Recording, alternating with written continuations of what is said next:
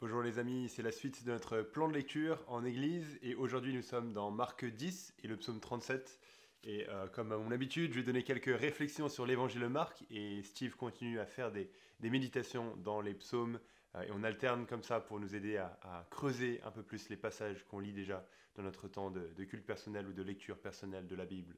Et donc Marc 10 c'est juste un épisode dans Marc 10 qui est assez frappant. On a ce jeune homme riche, l'histoire du jeune homme riche, comme on l'appelle, qui vient courir devant Jésus et qui lui pose cette question. Bon maître, que dois-je faire pour hériter la vie éternelle? Et donc on voit que c'était une question très importante pour lui. Et tout ce qu'on va voir dans cette histoire, on voit qu'il était vraiment axé sur le mérite. Il voulait mériter quelque chose, il voulait gagner la vie éternelle. Il dit, qu'est-ce que je dois faire pour hériter la vie éternelle? Et il était prêt à tout pour ça. Il était prêt à se donner. Mais on va voir qu'il lui manquait quelque chose d'essentiel. Mais il dit, bon maître. Et Jésus lui répond en rebondissant sur ce qu'il a dit. Au verset 18, Jésus lui dit, pourquoi m'appelles-tu bon? Personne n'est bon si ce n'est Dieu seul. Peut-être qu'en discutant avec des témoins de Jéhovah, ils vous ont cité ce verset pour dire, mais voilà, là c'est une preuve que Jésus n'est pas Dieu, parce que Jésus fait des reproches à cet homme en disant, mais pourquoi est-ce que tu m'appelles bon? Il n'y a que Dieu qui est bon et c'est lui qu'il faut appeler bon. Mais en fait, si on regarde ce verset, c'est pas ça dont il est question et c'est pas ça qu'il est dit ici. Jésus n'est pas en train de dire, ah mais moi je suis pas Dieu, moi je suis pas bon. Au contraire, la réaction de Jésus est là pour faire réfléchir le jeune homme riche qui lui pose cette question, qui dit, mais bon maître.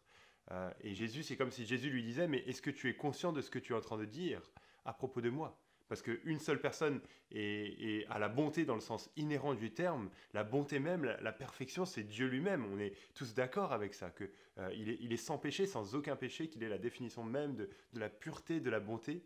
Et Jésus dit, mais pourquoi est-ce que tu m'appelles bon? Un seul est bon, Dieu seul. Alors, est-ce que tu es en train d'affirmer que je suis Dieu? Est-ce que tu es en train d'affirmer que je suis digne de ton adoration, que je suis digne que tu m'aimes de tout ton cœur, de toute ton âme, de toute ta force, de toute ta pensée? Jésus fait réfléchir ce jeune homme riche au travers de cette question. Et je pense que c'est plutôt une preuve de la divinité de Jésus, de la grandeur et de la toute-puissance de Jésus. Mais Jésus continue ensuite en répondant à ce jeune homme riche en disant, mais tu connais les commandements? Et il cite quelques-uns des commandements en disant, mais respecte-les. Et ce jeune homme répond, mais j'ai fait tout ça dès ma jeunesse. Et là, Jésus met le doigt sur son problème. Parce que ce jeune homme riche est très arrogant dans un sens, la manière dont il réagit. Il vient vers Jésus et il dit, voilà, qu'est-ce que je dois faire? Jésus lui dit, il y a une seule personne qui est bonne, c'est Dieu lui-même. Et c'est comme si le jeune homme riche disait, mais moi aussi, je suis bon. Moi, j'ai aucun problème. Moi, j'ai fait tout ce qu'il fallait. Moi, je mérite la vie éternelle. Moi, je peux y aller.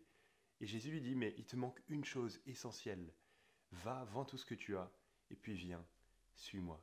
Parce que Jésus savait très bien que le problème de ce jeune homme riche, c'est qu'il était riche et qu'il était attaché à ses richesses, et qu'il était prêt pour rien au monde à laisser de côté tous les biens qu'il avait, même pas pour suivre Jésus, qui était Dieu lui-même.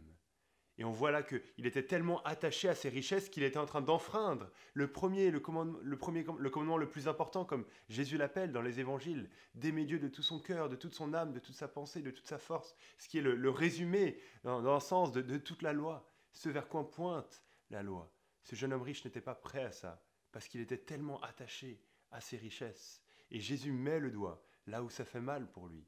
Et il part tout triste. Verset 22, il s'assombrit à ses paroles et s'en alla tout triste, car il avait de grands biens. Et donc ça pointe pour chacun de nous de voir, mais est-ce qu'il y a des choses auxquelles on est tellement attaché qu'on ne serait pas prêt à les mettre de côté, à les perdre, pour suivre Jésus? Pour suivre Jésus qui est digne de toute notre adoration, qui est digne de toute notre vie, qui est digne de tout ce que l'on est.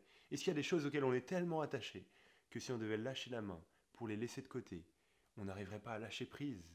Ça pointe vers nous-mêmes, je pense, pour ça, mais aussi ce passage termine avec un encouragement, parce que Jésus dit, mais c'est difficile pour des riches de rentrer dans le royaume de Dieu, pas en raison de la richesse, mais en raison d'être trop attachés à la richesse. La richesse et le cœur humain, c'est un peu comme un aimant, ça vient ensemble, et c'est très dur de s'en séparer ou de l'utiliser de manière bonne, sans être attiré par les dangers qu'il y a. C'est pas impossible, mais dans ce passage-là, Jésus montre que c'est difficile, et ultimement pour chacun, il dit, mais c'est difficile pour chacun d'entrer dans le royaume de Dieu. Et du coup, les disciples disent, mais qui peut être sauvé alors?